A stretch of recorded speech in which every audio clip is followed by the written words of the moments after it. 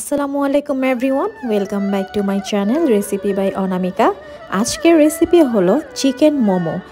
মোমো একটি নেপালি কুইজিন হলেও ভুটান বা ইন্ডিয়াতে যেমন এর বেশ প্রচলন রয়েছে, ঠিক তেমনি বাংলাদেশেও মোমো বর্তমানে খুবই জনপ্রিয় একটা স্ন্যাক্স। তো চলুন দেখে নিই মোমোর সহজ রেসিপিটি। আর প্রপার রেসিপি পেতে ভিডিওটি স্কিপ না করে সম্পূর্ণ ভিডিওটি দেখার অনুরোধ রইল। যেহেতু আমি চিকেন মোমো বানাবো তাই একটা মিক্সিং বলে বোনলেস চিকেন নিয়েছি 1 কাপ পরিমাণ।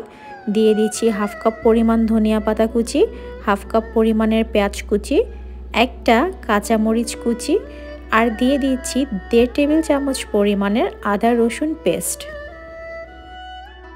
আর দিয়ে দিচ্ছি হাফ টিস্পুন পরিমাণের টেস্টিং সল্ট। এটা অপশনাল, চাইলে স্কিপ করতে পারেন, তবে এই টেস্টিং সল্ট যে কোনো খাবারের স্বাদ বৃদ্ধি করতে সহায়তা করে।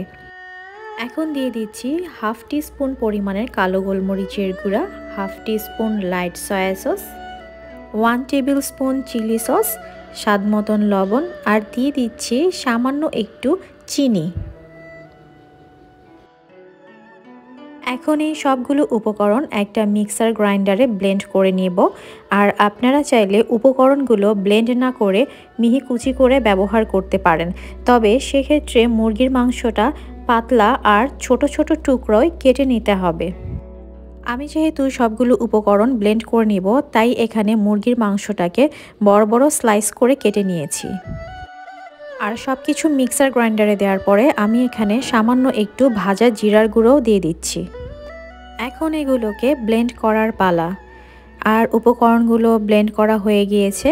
এখন এতে আমি আবারও অ্যাড করে দিচ্ছি হাফ কাপ পরিমাণের মিহি পেঁয়াজ কুচি, আর 3 থেকে 4টা মিহি কুচি করে নেওয়া কাঁচামরিচ, আর সবশেষে অ্যাড করে দিচ্ছি হাফ টিস্পুন পরিমাণের টমেটো সস। এখন এই সবগুলো উপকরণ আমি ভালোভাবে মাখিয়ে নিব। আমি আজ বাজারের কেনা মোমো শিটে মোমোটা তৈরি করব, তবে আপনারা চাইলে এই মোমো শিটটা ঘরেও তৈরি করে নিতে পারেন। আমরা ঘরে যেভাবে রুটি বানাই ঠিক সেভাবেই এই মোমো শিটটা তৈরি করে নেবেন। সেক্ষেত্রে রুটির ডোটা তৈরি করতে হবে ময়দা আর গরম পানির মিশ্রণে, আর ছোট ছোট রুটি আকারে বেলে নিতে হবে। এখন মোমোগুলোকে শেপ দেওয়ার পালা। প্রথমেই আমি একটা মোমো শিট নিয়ে শিটের চারপাশে নর্মাল পানি লাগিয়ে নিচ্ছি। শিটের চারপাশে এভাবে পানি লাগিয়ে নিলে শেপটা খুব সুন্দরভাবে দেয়া যায়। এখন আমি মোমো শিটের ঠিক মাঝ বরাবর চিকেনটা নিয়ে নিচ্ছি, আর শিটটাকে শাড়ির কুচির মতো কুচি করে ডিজাইন করে শেপ দিব, ঠিক আমরা যেভাবে শাড়ি কুচি করে নেই। তবে আপনারা চাইলে মোমোটাকে বিভিন্ন শেপে তৈরি করতে পারেন, তবে আজ আমি এই সবগুলো মোমো ট্র্যাডিশনাল শেপেই করব।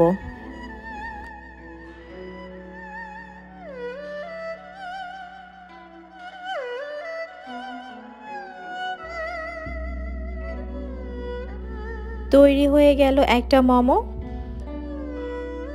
আপনাদের বোঝার সুবিধার্থে আমি আরেকটা মোমো শেপ করে দেখাচ্ছি।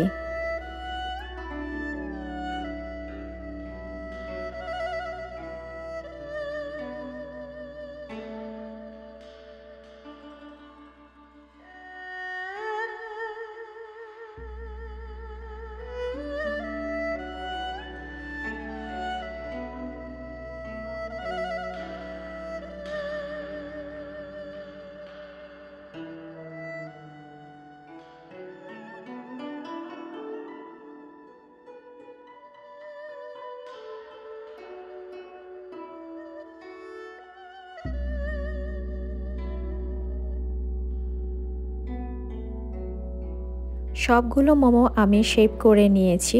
এখন এগুলোকে স্টিম করার পালা। আমি একটা স্টিমারে সামান্য পরিমাণে তেল দিয়ে দিচ্ছি, আর তেলটাকে খুব ভালোভাবে ব্রাশ করে নিব, তাহলে মোমোটা উঠানোর সময় স্টিমারের গায়ে স্টিকি হয়ে আটকে যাবে না।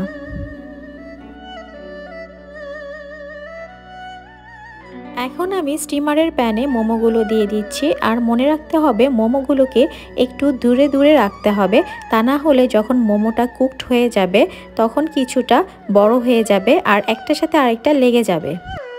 সসপ্যানে আমি পর্যাপ্ত পরিমাণের পানি দিয়ে প্যানটাকে উপরে বসিয়ে দিচ্ছি।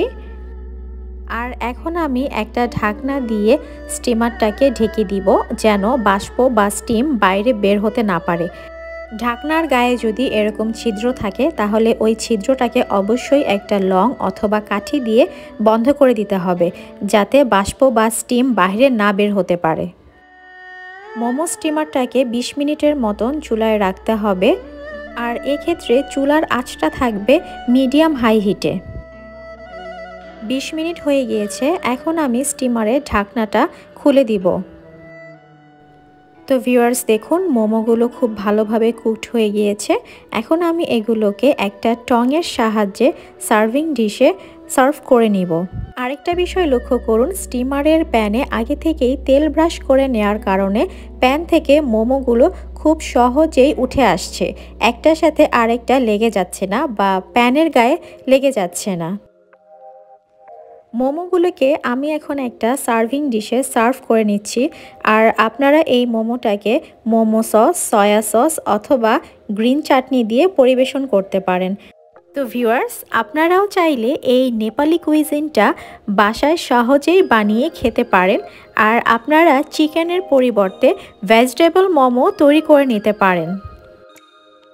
আমার আজকের রেসিপিটি আপনাদের কাছে কেমন লেগেছে তা অবশ্যই আমাকে কমেন্ট করে জানাবেন।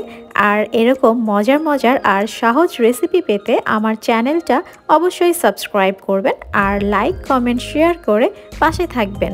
আর পাশে থাকা বেল আইকনটি ক্লিক করতে ভুলবেন না। তো আজ এই পর্যন্তই। আল্লাহ হাফেজ।